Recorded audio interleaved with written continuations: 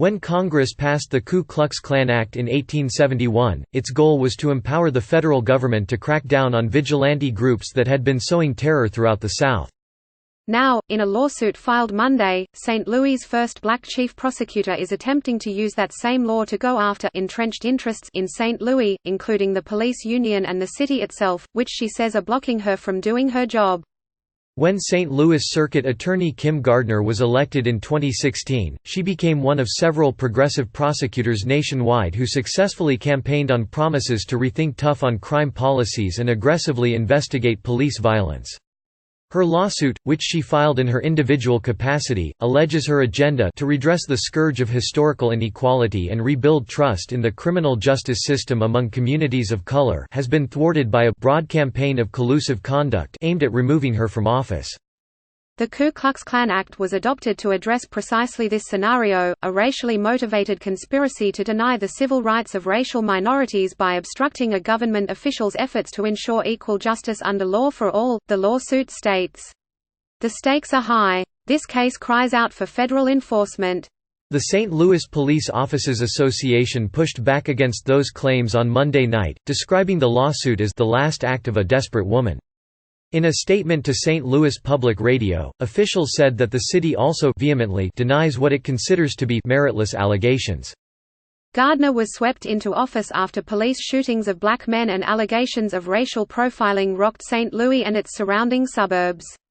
Since taking office, she has fought to overturn convictions marred by claims of prosecutorial misconduct, ended the prosecution of most low-level marijuana charges and created an exclusion list of police officers not deemed credible witnesses.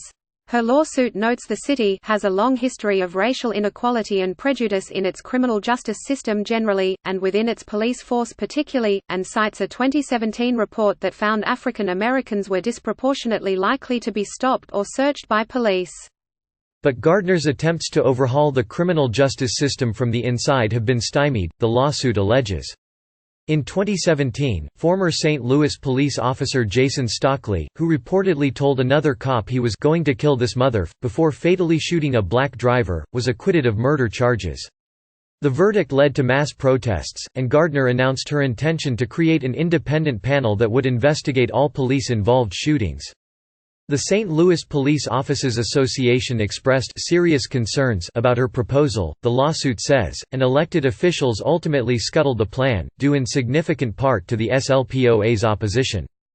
The lawsuit, which is being financed by the nonprofit group Mothers Against Police Brutality, according to the St. Louis Post-Dispatch, is also focused on the ongoing legal battle involving the criminal prosecution of former Missouri Governor Eric Greitens, who resigned in June 2018 amid allegations of sexual misconduct. That same year, KMOV reported Greitens, who was seen as a rising Republican star, had taken compromising photos of a woman during their extramarital affair, then tried to leverage them as blackmail to prevent her from speaking out about their relationship.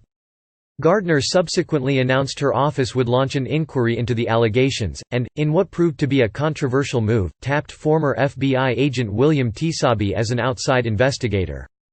After Greitens was indicted on felony invasion of privacy charges in February 2018, his lawyers began questioning how the case was handled, and claimed Tisabi lied during a deposition. Gardner's office abruptly dropped the charges, and police launched their own investigation into the perjury allegations, St. Louis Public Radio reported. Last June, Tisabi was charged with perjury and evidence tampering, and pleaded not guilty. The case is ongoing. These prosecutors won office vowing to fight the system. Now, the system is fighting back.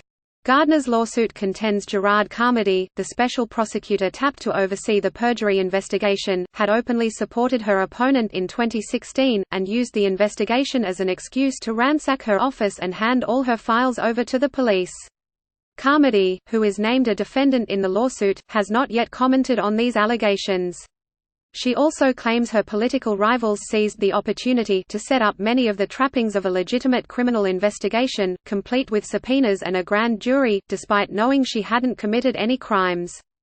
The goal, Gardner's lawsuit alleges, was to thwart and impede her efforts to establish equal treatment under law for all St. Louis citizens at every turn, to remove her from the position to which she was duly elected, by any means necessary, and perhaps to show her successor what happens to circuit attorneys who dare to stand up for the equal rights of racial minorities in St. Louis.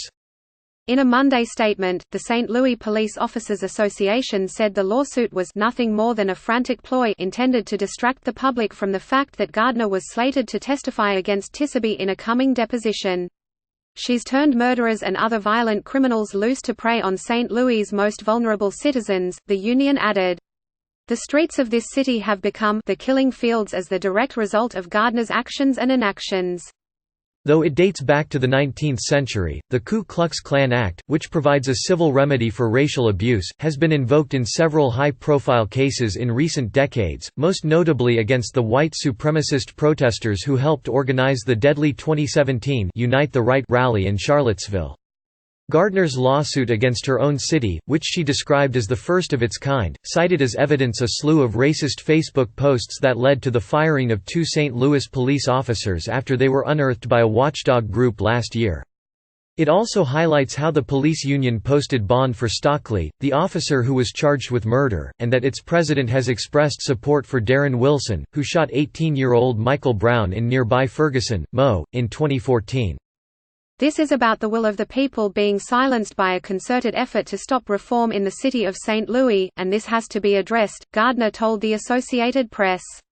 This is saying, no more are we going to let the powerful few who want to hold onto the status quo prevent an elected prosecutor from doing her job.